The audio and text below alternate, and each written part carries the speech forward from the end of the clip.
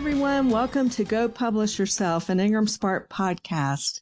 This episode is sponsored by the Independent Book Publisher Association, IBPA. It is the largest publishing trade association in the U.S., leading the indie publishing community through advocacy, education, and tools for success. Ingram Spark publishers receive a free 3-month trial membership as a special offer from IBPA. Hi, everyone. I'm Robin Cutler, the director of Ingram Spark and also a former independent publisher myself. And I'm Justine Bilo, and I manage the author acquisitions program here at Spark. How are you, Robin? I'm good. I'm really excited about our episode today, Justine. This is something that we get asked about a lot, which is what's the difference between self-publishing versus traditional publishing? Oh, yeah, this is a really, really big question, and actually one that's really important to many of our authors and publishers.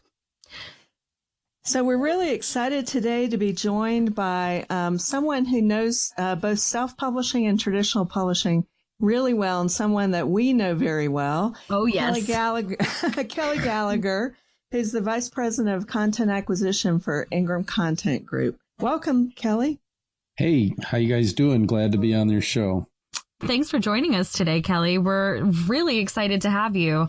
So tell us, Kelly, so give us like the big picture, like the high, level view of the difference, just basically the difference between traditional and self-publishing.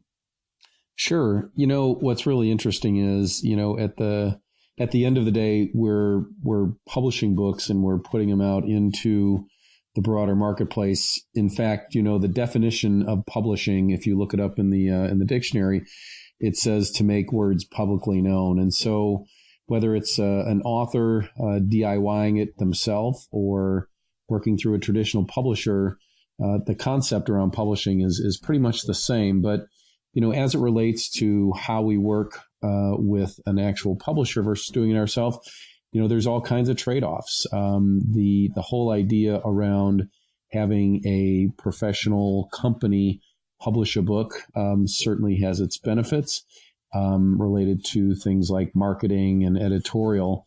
But in the end, if you've got connection to a reader, you really can look at this as one of two options, not the only option today.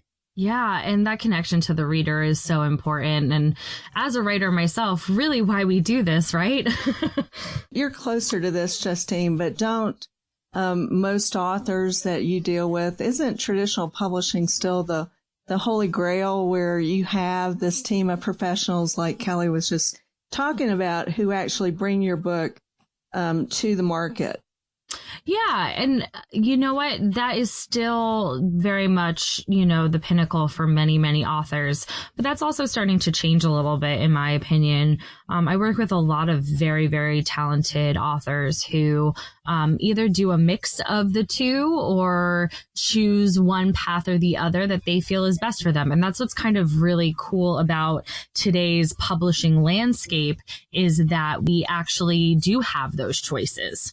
Yeah, I always think it's one of those things where you have to sit down and, create the list of what your needs and expectations are from a financial standpoint. If you have the wherewithal and can publish, and again, have that connectivity to readers, your profitability is always going to be better when you're self-publishing. If you have limited time and resources, and or not necessarily a good friend to do the editing for you, but you've got a great story and concept, you may need a professional organization that can help with that. But again, it's also, it's just about the time, the resources, and what you're willing to put into it. But really, you can look at it as a both and, or really not feel like you have to go one way or the other. Yeah. And one of the things that I've been hearing a lot is that my authors who are what we call hybrid authors, so they have both traditional publishing deals and then also self-publish,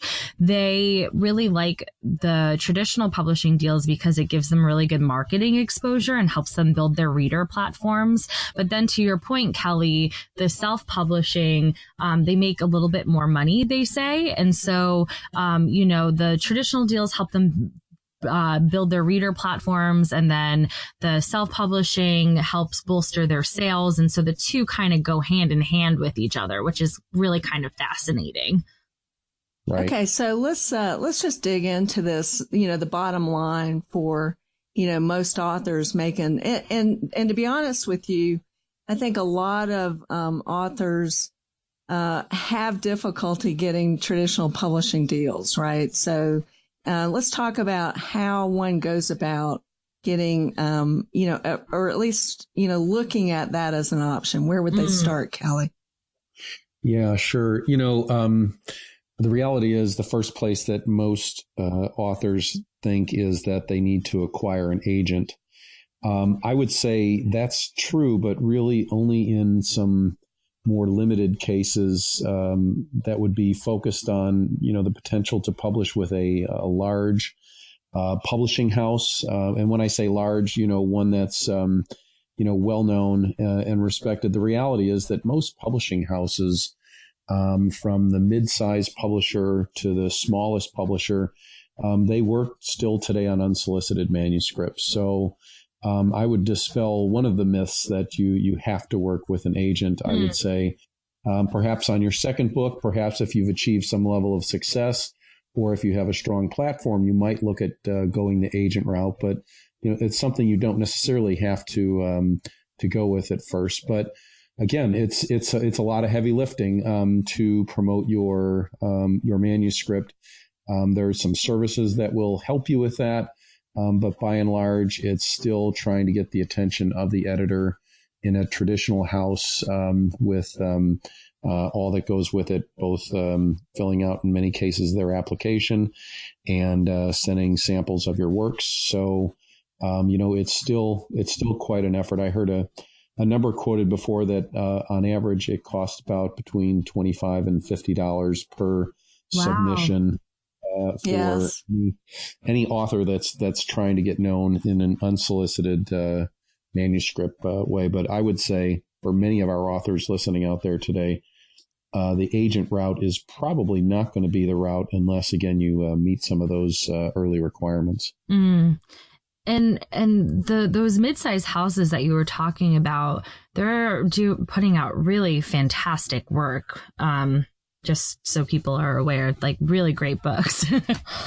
Yeah, and winning awards, and Justine, you know this very well, and you mentioned the hybrid author. So, this is a very fluid space today with authors and their choices. So we have a number of authors within Ingram Spark who have been traditionally published that come to us now to help them, self-publish, and then we've had a number of authors who have kind of risen up, through Ingram Spark and through their own self-publishing efforts, into a traditional published deal. Yeah, that happens all the time, actually.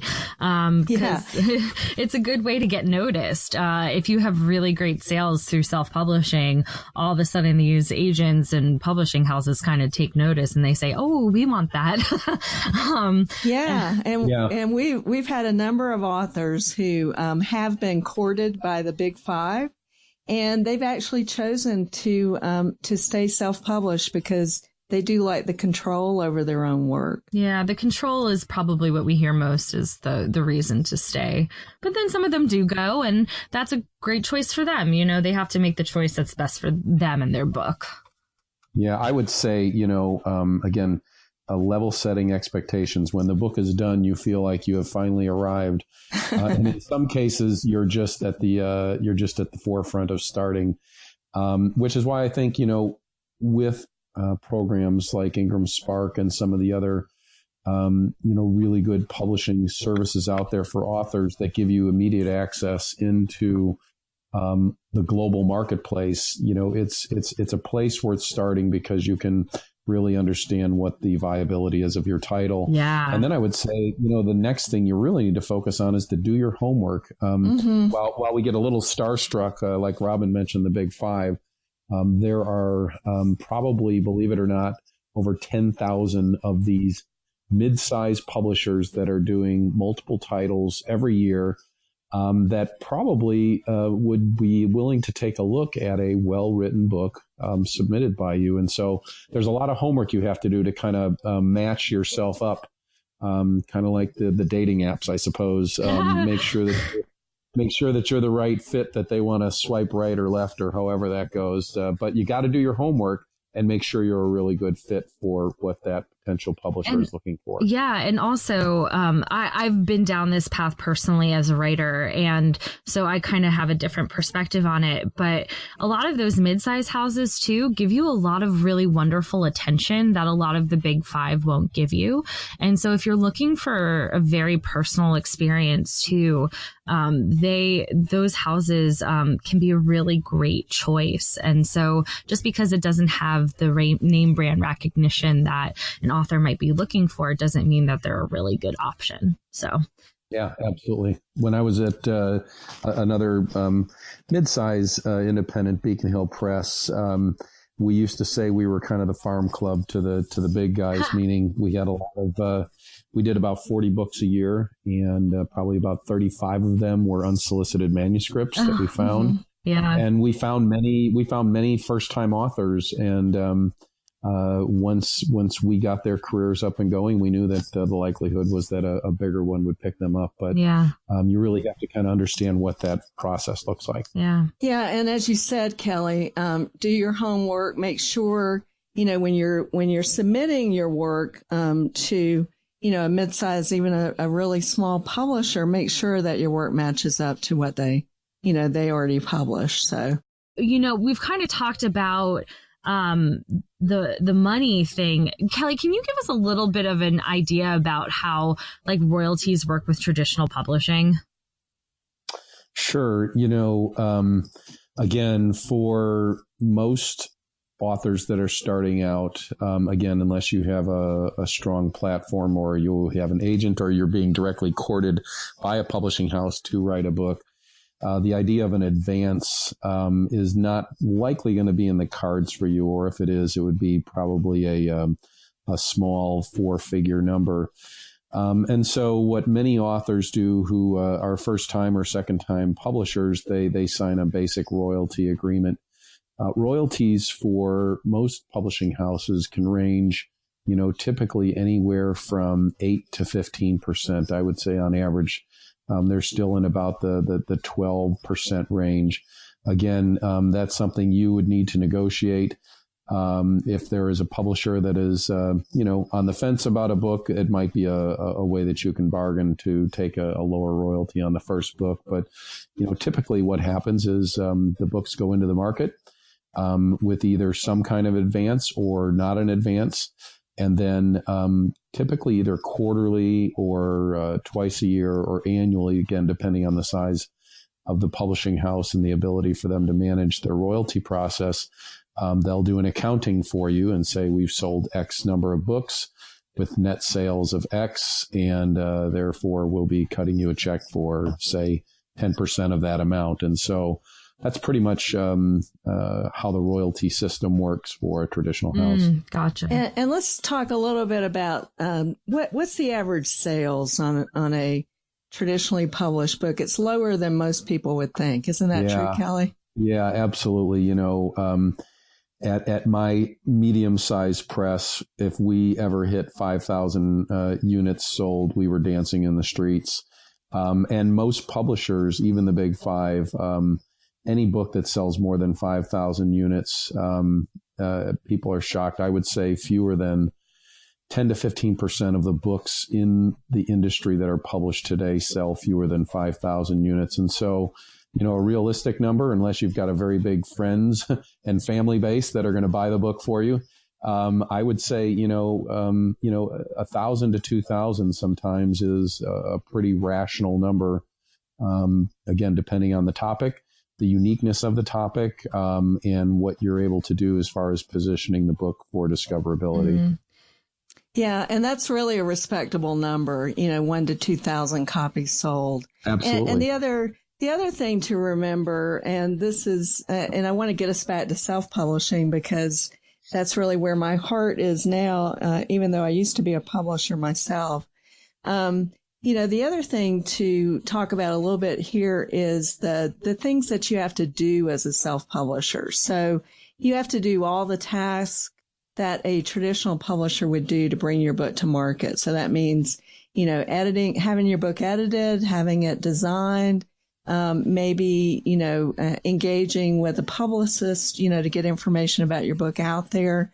So, isn't this true, Justine, that you still have to do all of this work that a traditional publisher would do? You do. And, that's kind of the beauty of self-publishing, is that a lot of people feel like it's a fun challenge for them to do all of those different aspects because they don't have someone making those decisions for them. They can decide what their cover looks like. They can choose their editor. All of those great things give them this autonomy to make the decisions. But I would say that the one piece of it that I think that you have to do with both of them that they will not advertise to you is marketing. I hear more and more from my traditionally published friends that these houses rely really heavily on their authors to market their books. And the same goes for self-publishing. Like, you have to pound the pavement and get your book out there. And so I think that no matter what route you go, you have to plan to market your book and make sure that people hear about it. Yeah, I think that is so true. Really, it's the pre-publication work that is going to be the most beneficial to an author who's using a traditional house. Yes, you will get catalog listing, and yes, you may get some level of promotion, but again, our expectation of our authors, in fact, we had them sign as part of their contract a requirement for them to go out and promote their book because, again, as a small press and even as a medium-sized press, you have very limited marketing dollars. And so, I think that's absolutely essential. The one other comment I would make, Robin, related to the self-publishing component is you really do need to emulate as much as you can what the market looks like. So related to how you set discount, how you set pricing, that is the one thing that a traditional publisher, they ensure that your book maintains a certain level of trade level discount and returnability and those kinds of things. And they do, they price into the market. And so, again, another homework assignment for the self-publisher to do, but often that's a misguided step that self-publishers think that, well, I won't have it returnable, or I'll do a very small discount so I can make more. And in some ways, they sabotage themselves. Yeah, it's that level of professionalism. Yeah. Yeah, and we've had a couple of episodes that we've kind of drilled into, making your book, attractive to the book trade and how you would do that. And I would also say, at the very basic thing, as far as becoming a self-publisher, is make sure your book, the actual packaging of your book and the way your book is organized looks like a traditionally published book. And there's no reason why it can't be. In fact, that's one of the first things that will label you as a self-publisher is if your book, doesn't follow the standard sort of traditionally published sort of model. Yeah. Yeah. Go to the library, go to your independent bookstore, spend a day and look at books that are going to be similar to yours and make lots of notes so that what it should look like. Yeah, that's great advice, because nothing makes me sadder when someone says, oh, your book looks self-published. No, it doesn't have to be. It could look really beautiful. And a lot of our authors in Ingram Spark actually do a fantastic job with that. So. Yeah. One other thing is, there are some really great resources out there. Writer's Digest is a great magazine for people that are really focused on getting their works published by mainstream publishers, and some really good books out there. The Essential Guide to Getting Your Book Published. There's lots of good resources. So don't make sure you do your homework by looking at what other professionals say as well. Yeah, and let me bring this back to how we started. So I would also encourage you, if you're interested in self-publishing, or if you're interested in finding, medium and small publishers, IBPA, the Independent Book Publisher Association, is a really good place to start. So, and you can go to Ingram Spark. We've got links over to IBPA, and I encourage you to really seriously think about joining that association. Yeah, they're great, and they sponsored our episode. Yes, they did. So I'm going to bring this to a close, you guys. This has been a really great discussion as always. It's nice because we got to share our own internal sort of Ingram Spark team to the world here because we all work together on a daily basis. Kelly is a great mentor, both for self-publishing and traditional publishing in the Ingram world. And so we really enjoyed talking to you today, Kelly. Oh, thanks a lot. It's really been a pleasure. Thanks to everyone for joining us for our first season of Go Publish Yourself. We've been thrilled with the response and are happy to announce we'll have season 2 starting up this fall. So subscribe to our podcast, follow us on social media, and check out our website at ingramspark.com. And in the meantime, we have an incredible blog you can follow to get weekly education on topics just like the ones we've covered here.